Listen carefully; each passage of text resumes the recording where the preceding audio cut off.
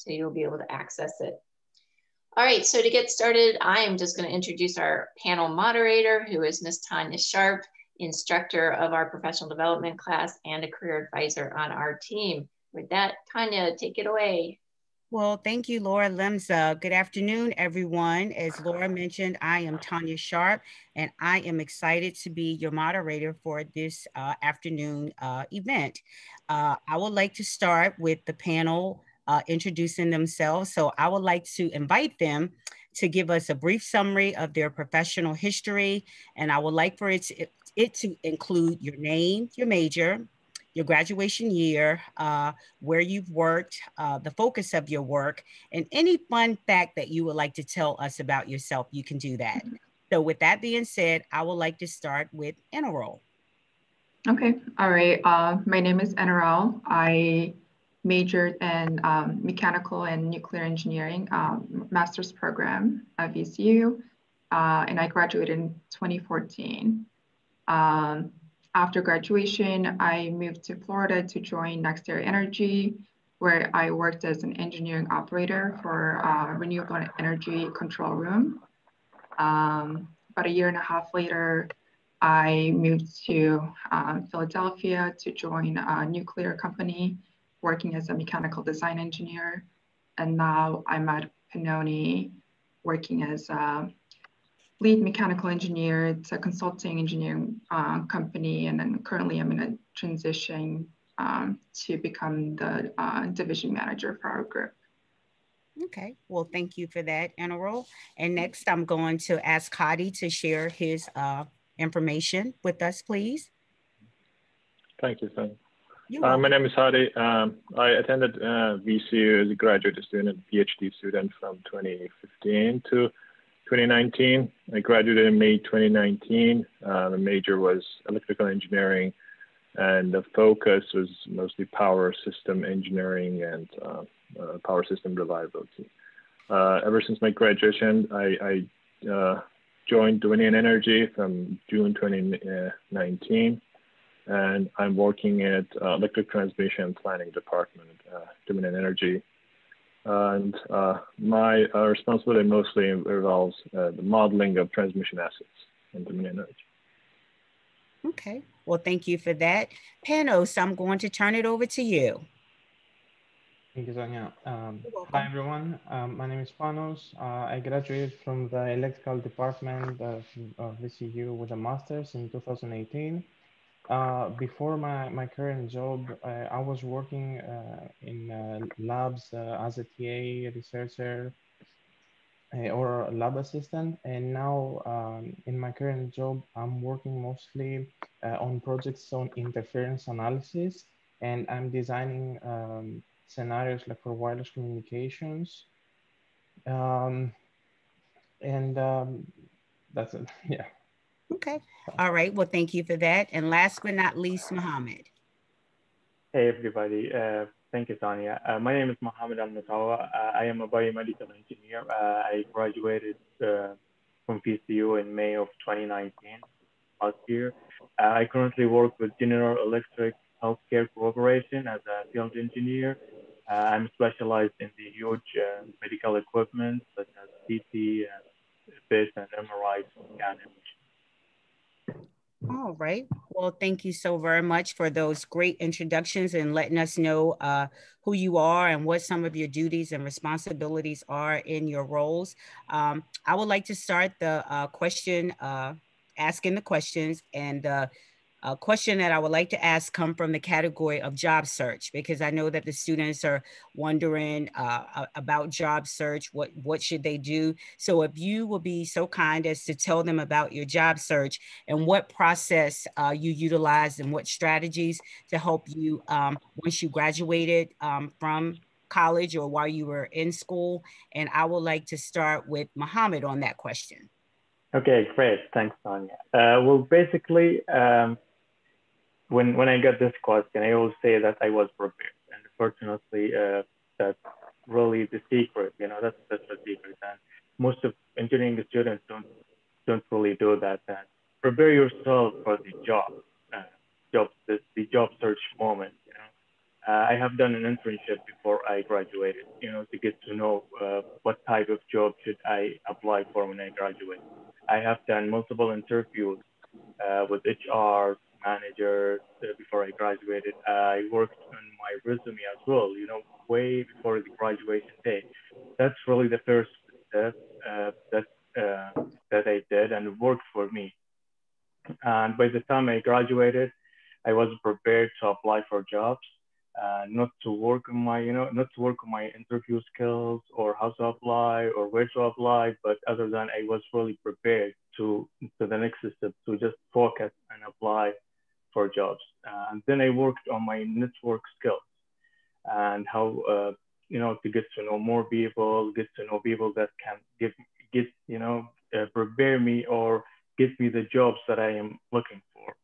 And finally, I have put in enough time to look for jobs, and there are a lot of jobs around here. It's just a matter of preparation, planning, and spending enough time. Finally, the strategy I used to set in enough time to search for jobs was treating this as a real job. So somebody asked me when I was looking for jobs, like, what do you do? What do you work currently? And it's like, well, I just graduated and I'm currently or actively looking for jobs. And he said, well, that's your job. This job is even harder than any other employee is looking for jobs. So I started to change my strategy by spending more time into looking for jobs. I put this mentality in my mind is that my job is to look for jobs. So I sit down like 4 to 6 hours daily, applying for jobs to prepare for the interviews I have and so on. And at the end, I was able to not only find a job, I was able to choose between different offers. And I pretty much feel like I'm happy with where I am right now because of that. Okay, well, thank you. That's music to someone's ears who teaches professional development. So you honed in on those networking skills, coming up with a plan, a job is looking for a job. And so with that being said, Enero, do you have anything else that you would like to add to what Mohammed just said? Yeah, I agree with everything Mohammed said, but I think one thing that I did while when I was a student was to network. And with that, the way I kind of started networking is being able to take leadership roles in organizations within VCU and attending conferences and just attending a lot of networking events and organizing a lot of different professional development activities within the school and also the local professional societies. I think up until my career, every job I've gotten was through somebody I've met from networking.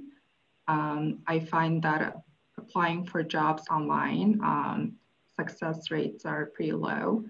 And now I'm transitioning into a manager role. I'm also finding that for managers and companies, hiring new employees is a very risky move, and they prefer to find somebody they either already know or somebody can vouch for that person. So I would say the networking was definitely my approach when I was in school. Okay, and of course, I'm sure you all utilize the same strategy. You piggyback off what Mohammed said, and you kind of shared a little bit about the leadership and the organizational skills. Panels, do you have anything additional that you would like to add that helped you with your when you were in the market as well? Yeah, I would like to say that like everyone should have like updated their LinkedIn and have like more than 500 like connections. And make sure that you like one thing that I did, I was adding like technical recruiters like in Virginia and basically like on the East Coast, and recent like graduates and engineers like on my field. So when a technical recruiter like wants to find someone, they first like send like a message like to their connections. So, you know, you may have like a job opportunity like from this. I agree also, you know, with what the guy said before. Networking is like, it's a great thing, and like make sure that your resume is prepared, because like there are like three stages. The first stage is like, you know, you pass the computer, so make sure that you have all the keywords that the company like needs, you know, for skills, and then make sure that they're like well presented like for the HR, because most of the times the HR, they don't have like actual like knowledge of the skills, so they cannot understand, you know, what exactly you have done until you reach like to the hiring manager, so you can have like an interview. Okay, well, thank you for that. And Hadi, would you like to close this category out with any strategies?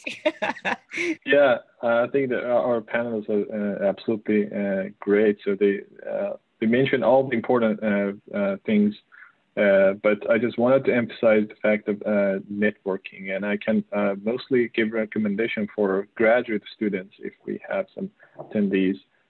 So the graduate students, they have kind of like the opportunity to attend conferences and build their networks.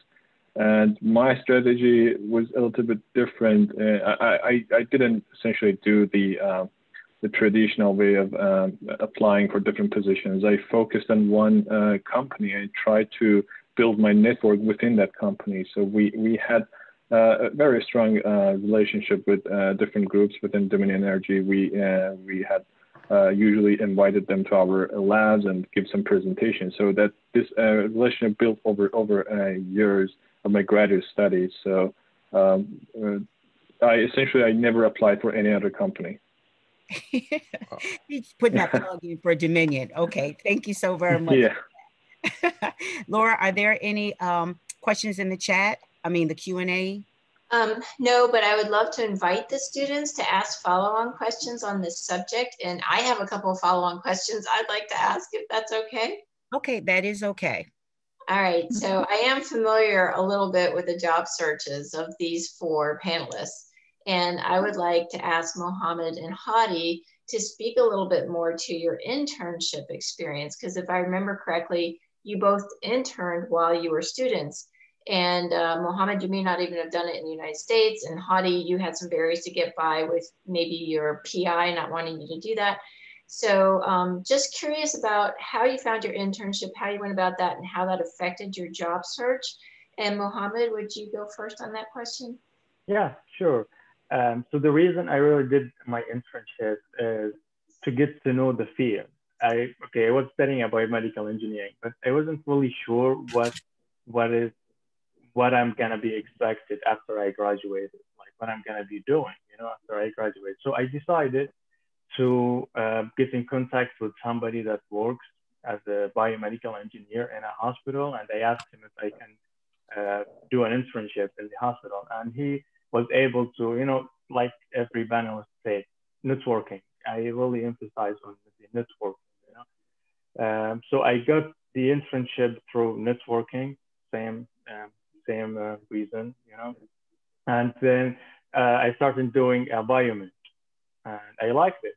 And so from there, I started looking for jobs once I graduated. That's something that's related to my internship, and that really helped me a lot during my interview, during, you know, my, you know, General Electric company's interview. When I got the interview, they were like asking a lot of questions about the internship, and they were feeling like I am a good fit because I had some experience, even though it wasn't really a long internship. It was like a month or so, but that really put me in a step to get this job. So if you can do an internship, I would really highly recommend doing an internship before you graduate. That's wonderful. And your internship was not in the United States, right? It was, yeah. It was in Saudi Arabia. I think that's really good to know that employers value experience, and there's not necessarily a bias that you have to have that experience in the U.S. So right, yeah. So an international student could go home and get an internship and have that be a really helpful experience in their job search later. That's right. Okay, great. And Hadi, how about you? Yeah, I just wanted to say that, as Mohammed said, internship for me was mainly to make my decision about my career path. So I can, again, directly talk to the graduate students, because when I was in this school, I wasn't sure whether I want to go to academia or industry. It's especially in the engineering fields, when you're in graduate school and PhD level, you can either choose either of these options. And for me, the internship gave me this opportunity to see what kind of problems the industry is dealing with, and whether I prefer to work on kind of like more real world problems, or to focus more on research. So I decided to apply for internship. And at that point, I wasn't even sure that companies offer internship positions for graduate level students. Fortunately, Dominion is one of the utilities that they have a very strong internship program, and they have these positions specialized for PhD and master students. So I applied 2 summers for these positions. I got the last summer that I was a student.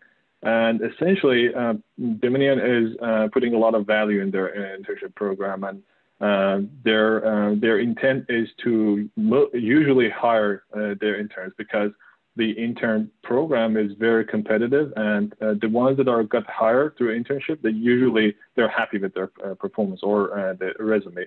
But it is important, after you get through the door, you have to be very impressive. You have to impress your manager. And essentially, that was my strategy. When I was there, I tried to really work hard, even during the weekends when I was an intern. So I definitely recommend internship, getting internship. If you want to go to industry, that will kind of guarantee your job, or even you want to get a taste of what industry looks like. Awesome. Okay, so we do have a question in the chat box. Tanya, do you see that? Yes. And the question is, and this could be for all of you all or whoever would like to answer the question.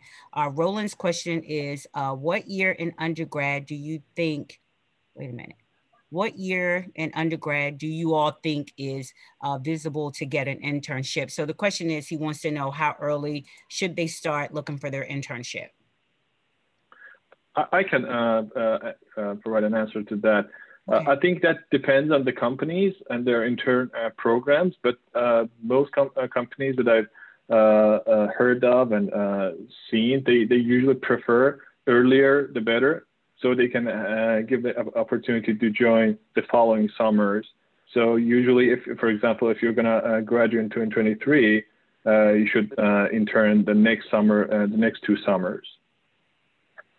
Yeah, I would also say maybe junior or senior year would be 2 years that you can go and apply for internships. Okay. Enroll or Panos, do you want to add anything? I would say, if you can, do an internship every summer, or co-op, this one of the semesters where you're able to. It only adds experience and value to your resume. Okay, Panos? I agree with everyone else. Okay, all right. Laura, do you have another question before I move on? I do. Okay. I do. I'm a mom, but... Okay. Okay, so a question I often get asked from students is, how many jobs should I expect to have to apply to, right? So they're like, oh, if I apply to 10 jobs, I'm going to be good, right? So I would be curious if you'd be willing to share how many jobs you applied to end up getting your first job out of college. So, great question. I was going to ask that. not like that, but that was on my sheet of paper. I can go. Okay. I feel like Enrol said, I have applied for multiple, at least 100 jobs online. And I'm not trying to be disappointed, but I really got basically 0 interviews through the online application. But through networking, I would say like 100% successful getting an interview throughout the networking. So I'm not saying don't apply for online jobs. Go ahead and apply for that as well, but also focus on networking, communication, trying to get to know people, or don't be shy asking if you know somebody that interested into I am like a mechanical engineer or biomedical engineer or electrical engineer, whatever your field is.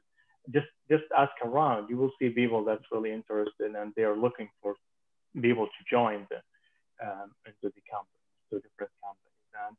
And so yeah, just apply as much as you can. It's not about like how many. There isn't like really how many jobs do you have to apply for, but the higher you apply, the higher your chance.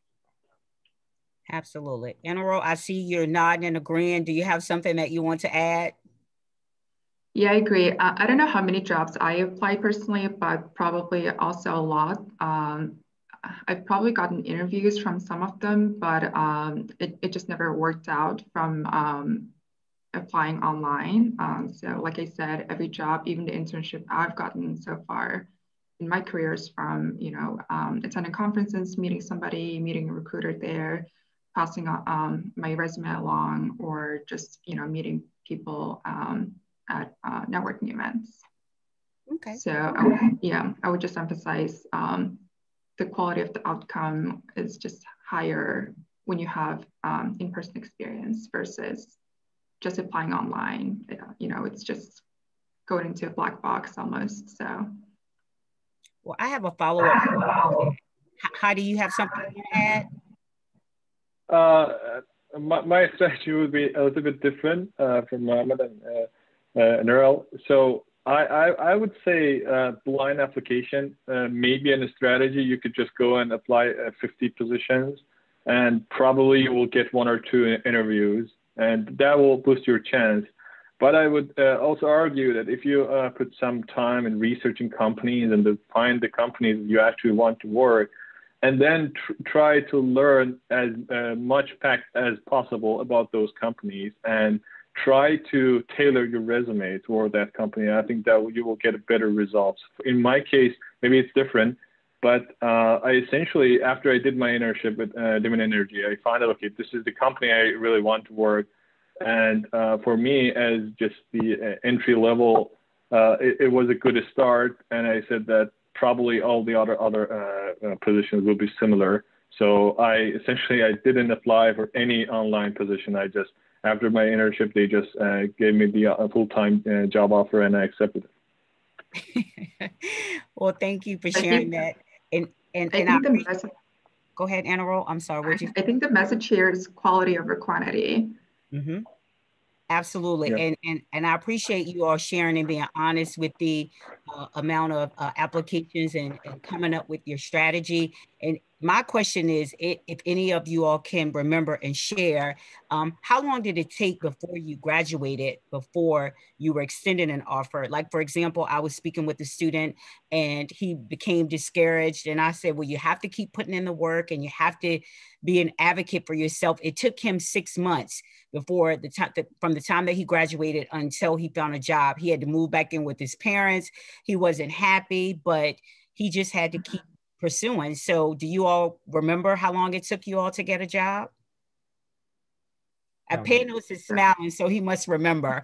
So do you remember how long it took you to get a job? Yeah, it took me like 6 months to get a position, that I liked. And I want to disagree, like for the previous conversation, because I've sent like 1,000 applications, like really. I had like 700 in Indeed and like around like 250 on LinkedIn.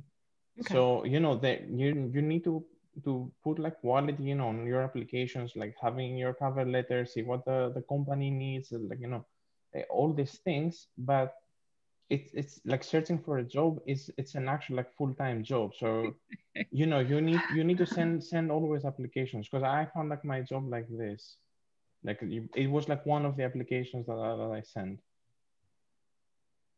Okay, all right, well, thank you for that. I remember when I got an offer, I I graduated in summer of 2014. So I think that's end of August. And I got an offer, I guess, early or mid of October. I started in late October. But I think it's important to note that your first job out of undergrad or grad school, it may not be your perfect ideal job. So mine certainly wasn't, but I like the company. So it was a way to get into the company, have my foot into the company. There are a lot more opportunities once you're inside to be able to move it in. Or even if, you know, if that's not what, the job you want, you're adding experience to your resume. It's a lot easier to navigate into a different company or job once you're already working and getting experience. Okay. Yeah. Can I add something? Sure. Sure. I just want to say, because you know now it's like School of Engineering. Everybody they're like under like STEM. They're like STEM. It's a STEM school. Make sure that you know for the people that are doing like OPT, before like they graduate, they have already like a position that they can do even like volunteer. Because we have like a limit like to find a job as international students. I think it's 3 months. I don't know if this has changed. So make sure that first you have like at least a position, even if it's volunteering, and continue like searching. Because I don't like, for me it took like 6 months. If I didn't have any position before, I would be out of the country. Okay. Yeah, I agree with you. So that's the same story I got actually. So it's basically as an international student, if you apply for OBT after graduating from I think undergraduate or any other programs, but they have what they call 60-90. So it's basically 60 days after graduation and then 90 days after your OBT starts. So what I did is that I put my starting date to my OBT card as the last day of the 60 days. And then I have the 90 days to look for jobs. That will give you more time to look for jobs. And that's also happened to me. I literally got my job, or I was accepted to this job like few days before those 90 days. And so I was really gonna give up and, you know, just leave, you know, go back home because I wasn't able to get a job. But I literally got it like on, I think I remember I graduated on May like 21st, and I got this job by September 30th. So that's like five months. Okay. So don't give up, really. Just try until the last day. You'll be able to find a job. Okay, well, thank you all for that. And when we started the series, we did have a representative from the OPT and CPT, our global office came. So again, thank you for mentioning them. And if any of the students on the that are attending, if you have questions, the global educational office is available to assist you also. So with that being said, if there are no other questions in this category, I am going to move on. You all have shared with us your job search strategies. We talked a little bit about doing internships, and what I would like to know, the next category is getting started in the industry. So you kind of told us a little bit about what it takes to get in your field, but can you all speak on are there any certifications or licenses that are expected for your role or in your roles? I can call on someone. So I can answer that one. Okay. So I work for a consulting engineering firm. So in our field, PE license is essentially required if you want to move up. So getting your EIT and then professional engineering license after you gain experience is key in my field. Okay, thank you. Well, in my field, I guess the company I work with, like General Electric, is a really big company, and they will prepare you for that. You need some certificates in order to work for those medical equipment, but you will get these certificates as you go with the company. So it's not like really nothing that you need before applying for this job. The only thing you need is your degree to get into the first step, and other separate certificates or training the company will offer you. Okay. Heidi, what about Dominion? Yeah, so in electrical engineering, I think in most of the engineering fields, PE license is absolutely important. Depending on the company, for the consulting companies, the license is even more important. But for Dominion, it wasn't a requirement, but it was definitely a plus in your resume. But I definitely recommend working on your EIT while you're in school or just immediately after your graduation, because all the courses that you passed are fresh in your mind and you can easily pass that exam. But for PE, obviously, you need the experience requirement to be met. And usually the companies, they provide some support on that. Dominion for its employees, it provides the support, the class, and all the costs of taking the exam and providing the resource. So that's one thing. But I just wanted to add some other very important items in your resume, especially in most of the engineering fields. Now the programming is very, very important. It becomes essential, especially a language like Python. I'm not sure about other fields, but in our engineering, electrical engineering, it's very important. Nowadays, if you don't put Python in your resume, you probably won't get any interview. Okay. Well, thank you for that. And Panos, what about at ACES? Do they require, or did you have certifications or when applying to the job, or? So they didn't require like any certification, but like as the guy said before, the FE and the PE are like very appreciated in your resume. And like as Hadi said, except I think beside Python, MATLAB, it's like very important like to know, and like if you can have like certification like on the script languages, it's even better. Okay, thank you for that. I think it depends on the field, but the industry that I'm in right now, Revit skill, Autodesk Revit skill is very encouraged. I think as an industry, we're moving away from AutoCAD and moving towards Revit. So for us, I would say Revit is a key program skills we need. Okay, thank you so much. Does anyone in the audience have a question that they would like to ask the panel at this time? Again, you can throw it in the Q&A or you can throw it in the chat, and I will be more than happy to ask the question. Well, while we're waiting for students, I have a quick follow-on question. So all of the panelists pretty much said that the fundamentals of engineering exam, which then once you pass it, you are an engineer in training in EIT, that the fundamentals of engineering or the FE exam is super important. So my question is, did you take the exam while you were senior or your final year at VCU? Have you taken the FE, and when did you take it? That's my question. So I can answer to that. Sorry.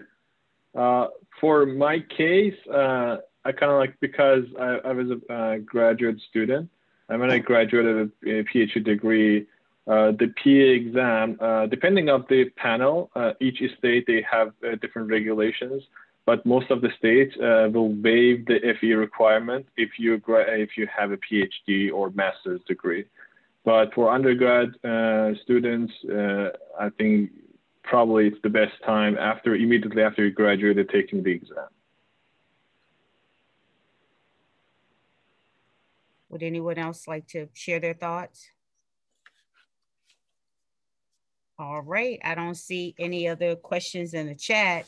So I am going to ask another question, and this is I'm gonna move this around a little bit, Laura. So we kind of talked about a lot of information. You all have shared a lot of great information. So I'm sure some of the students in the audience may be thinking about work life and culture of the organizations.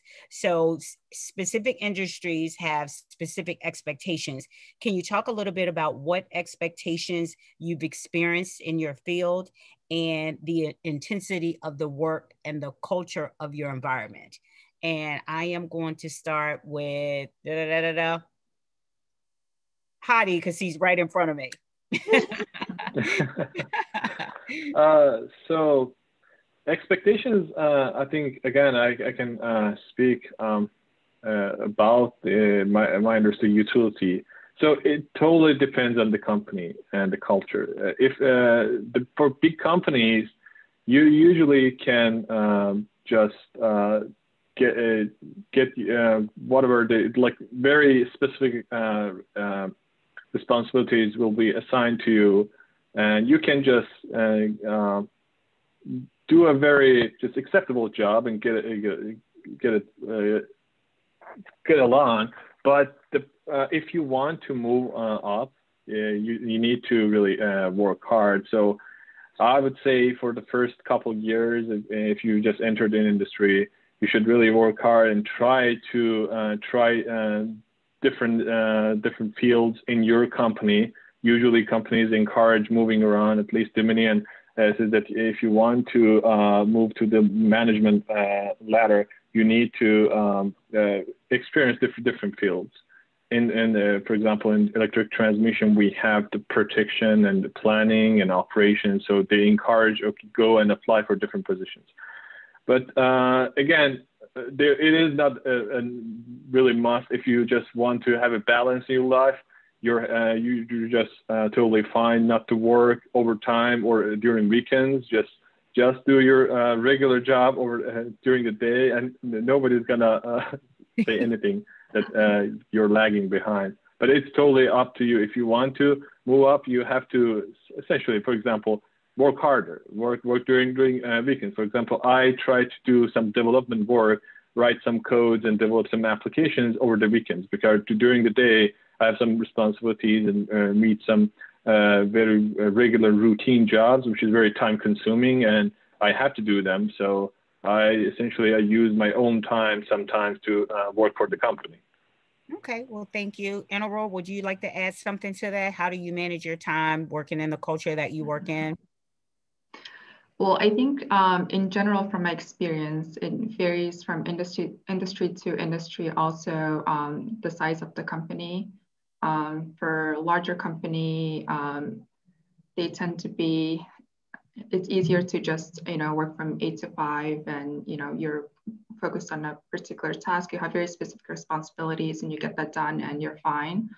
But in smaller companies, you may be wearing a lot of different hats, and with that, there are more opportunities to move up, and just also, you get exposed to different aspects of your field.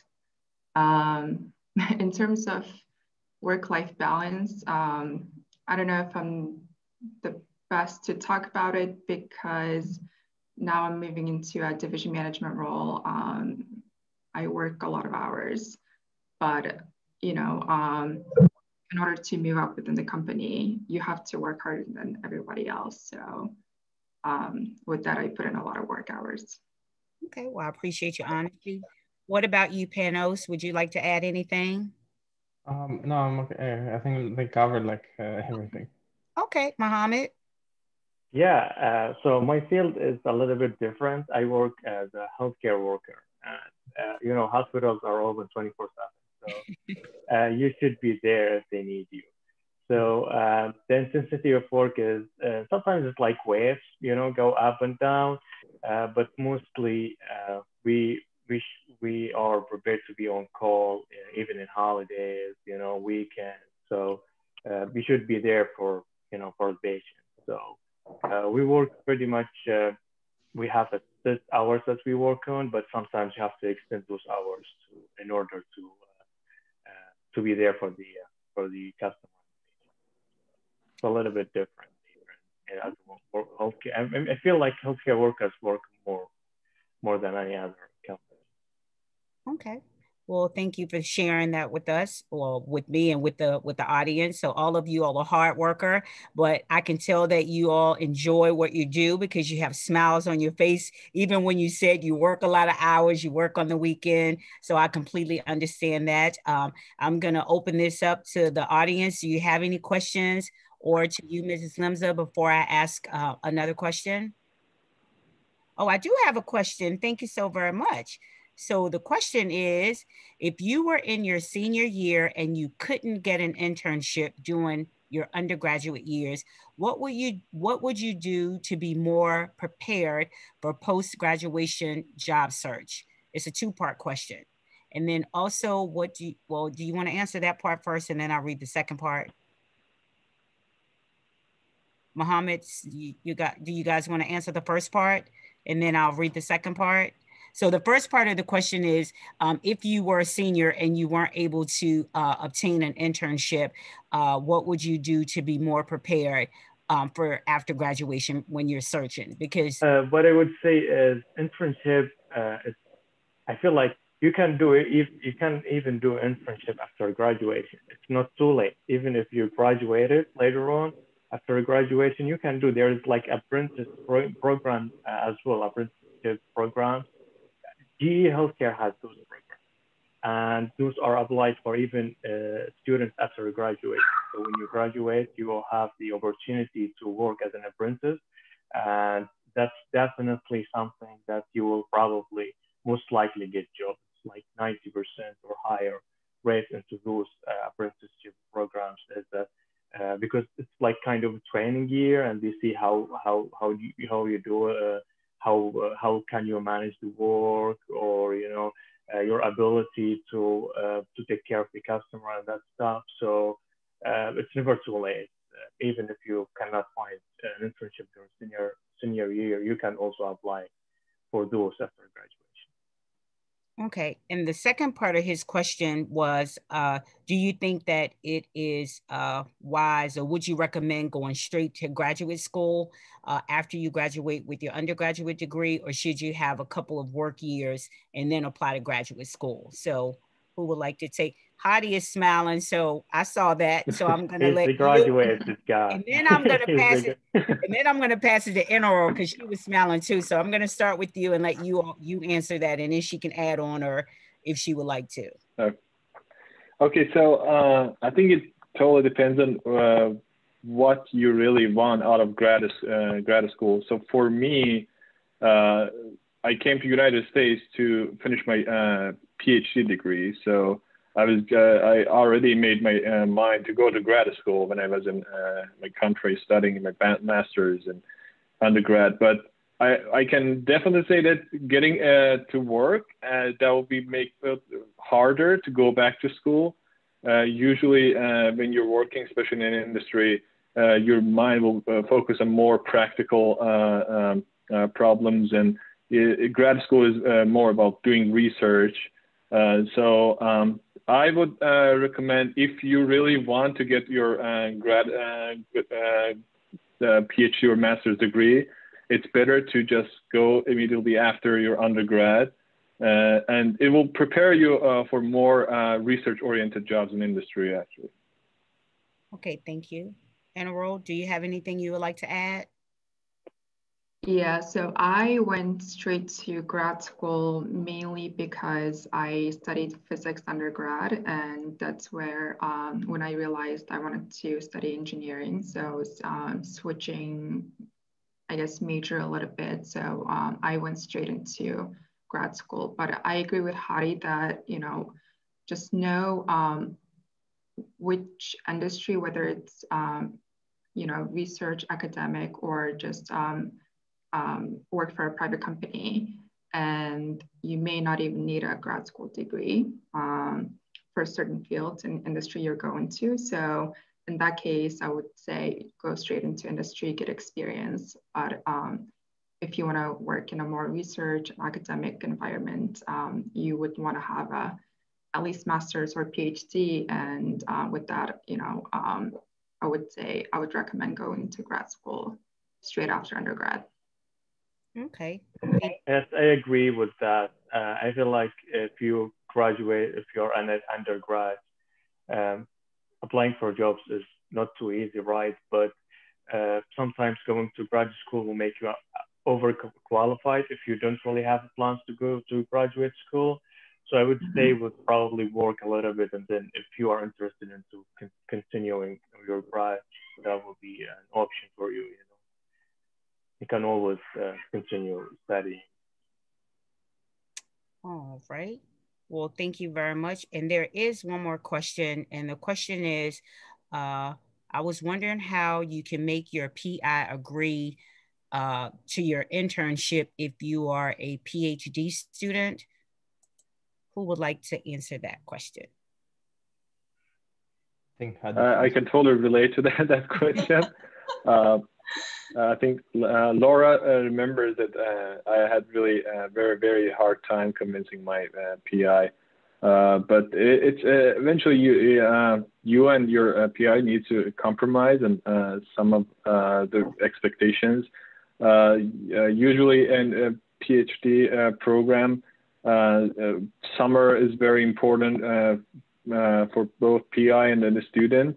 But you have to work with them in advance and say that, okay, if just give me an expectations, and if I meet these expectations, I will get the chance to, for example, go and do my internship for the 3 months of the summer.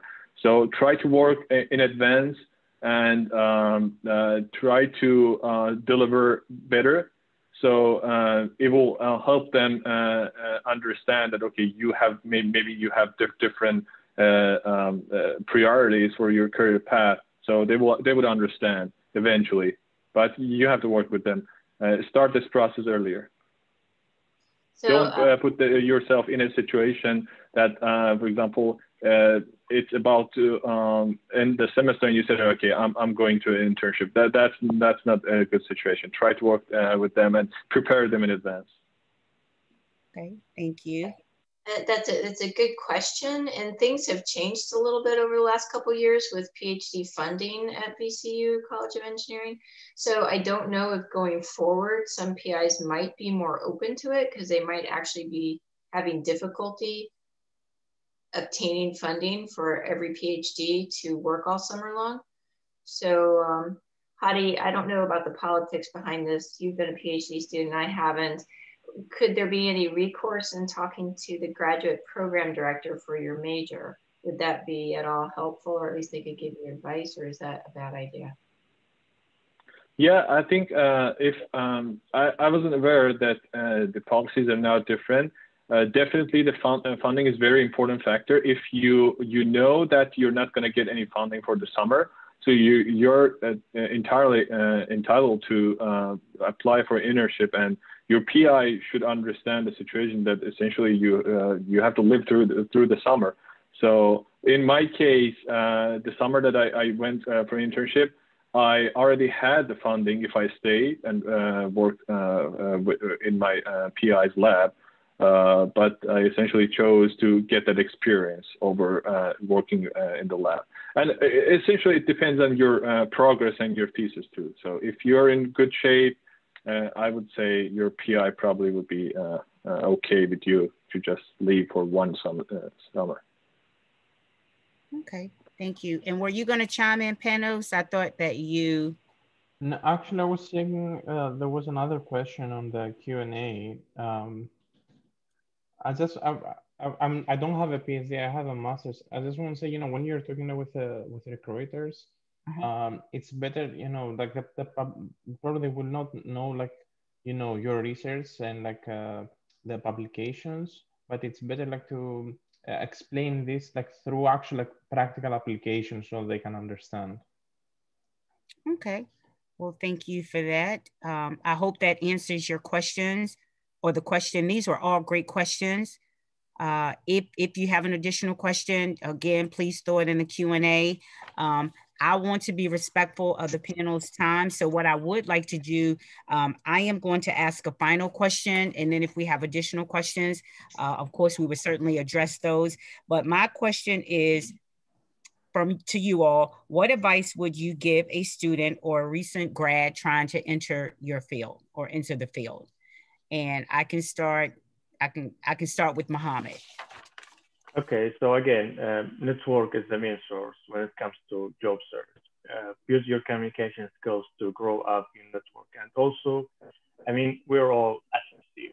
PCU has a very strong and good resources for engineering students. You know, they have I use the mock interviews to get practice and prepare for interviews. I use the career fair, you know, the job search events like this one, you know. Use those resources at PCU in order to prepare you for your job search once you graduated. I mean, even Laura is a very great advisor that everyone knows her in different companies. She has a very strong communication as well. She will be able to get you there, you know, get you to where you would like to, you know, if you even comes to a job that you applied for, and then probably go back to her and ask her, do you know somebody in that field, you know, so that way you can basically contact somebody in the company and pass your resume to the managers or staff, and then your chances will be higher. So again, use PCU resources. Thank you for saying all those wonderful things about Mrs. Limsa, and I didn't pay you to say that, but I totally agree. So I would like for someone else, Enroll, if you could answer that and share as well before you answer. But thank you for Mohammed for just saying that. Utilize your resources, students.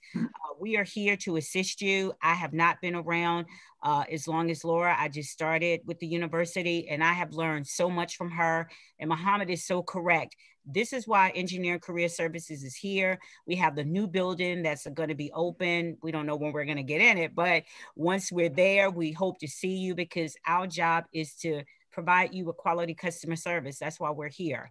So, Enroll, what would you like to say, or what advice would you share with the student?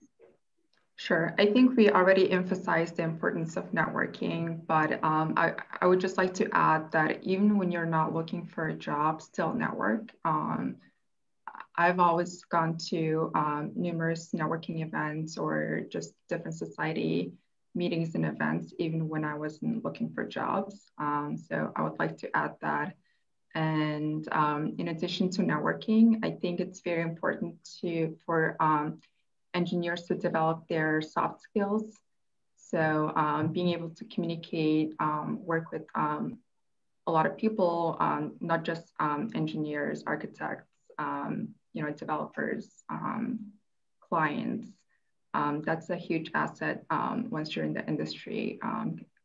It's kind of typical that engineers typically lack those skills, but if you have strong soft skills, that will really put you apart from the other engineers, and it'll be easier for you to move up. Okay, thank you. Oh, sorry, Enroll. Panos, do you have something that you would like to add? I would like to say to everyone, as long you know they're in the university, to participate in the labs and like gain experience, because you know VCU has like really good equipment, at least like on the electrical department, and they should have like experience like on the devices, so they can have this on the resume. And as the guy said before, like networking, I think it's the key, like to get like a position. And my last advice would be like to be very positive when you're answering like your phone. So when like someone is calling you for an interview, or like for more information about like your resume, be always like positive. So because this will have like a good outcome. Thank you so much. And Hadi, I'm gonna let you answer last. Oh, sure. So I think everybody else really emphasized the important things. I just wanted to mostly focus on my field, and I feel this might be generalized to all other engineering fields. So soft skills are important. Also, the technical skills. I mentioned this before. Nowadays, automation is taking over a lot of jobs. So try not to fall behind. Programming languages, learn as much as possible. Try to work and come up with own projects and at least putting those languages there, you will put your resume on top. And also one more thing, try to identify some of the softwares that generally are being used and the technical applications that are being used in your field, and try to get your hands on those softwares. I know some of them are very expensive. The license is very expensive, but they usually offer a free software license for students or universities. Try to take advantage of them. And even though those software, the free versions may be limited in scope, but it will give you the exposure to this software. So you can put in your resume that, okay, I'm familiar with this software. So that was absolutely important. I cannot emphasize more on that. That's very, very important, at least in our field. Okay. Well, thank you so very much. And I am just going to reiterate 6 highlights that I took from everyone that was on the panel when I asked about the advice. So students, if I can recommend anything for you to take away from today's from the panelists, it will be networking. They talked about networking. They stressed that actually attending conferences, having excellent soft skills, making sure that you are marketable, meaning have experience in working in labs and working with other individuals, your communication style, and making sure that your technical skills, your languages and applications are, you're up on the latest technology. At this time, if there are no other questions, I would like to thank the panel for this privilege of allowing me to be your moderator. And Mrs. Lemza, is there anything that you would like to add before we end our session? Thanks for asking. I just, same as you, Tanya, I'm so grateful. Enero, Panos, Mohammed, Hadi, thank you so much for coming back virtually to VCU to share your great experience and knowledge with the students. I think it's very encouraging to see positive outcomes like you all have, especially in today's employment atmosphere. So thank you so much for being here with us today. Thank you. Thank you. You can throw it in. Thanks for having me. You're so welcome. Thank you for having me. You're so welcome. And good luck to everyone who's doing a job search. Yes. Yeah, good luck to everyone. Good luck. Good luck. Thank you. Good luck. All right. Good night. All right. Good night. Have a good night, guys. All right. Thanks, everyone. Good night. You're welcome. Bye. Laura, you're still recording. Oh, thank you.